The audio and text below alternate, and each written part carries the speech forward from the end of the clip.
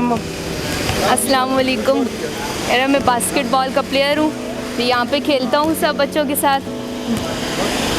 कहते हैं मेरे लिए दुआ करेंगे। कह रही ये मेरी टीचर है, ये एक अकेली इधर मेरे साथ खेलती है और आज हमने ये ट्रॉफी जीती।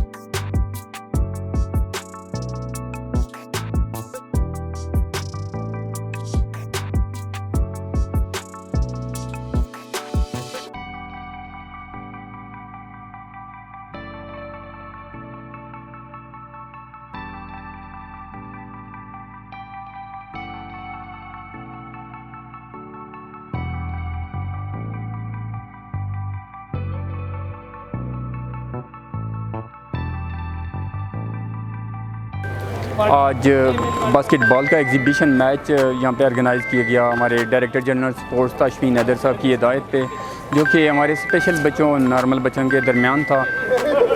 भरपूर तरीके से उन्होंने ये मैच खेला और जो हमारे नॉर्मल बच्चे थे उन्होंने विन किया और स्पेशल बच्चों ने भी भरपूर तरीके से कम्पीट किया।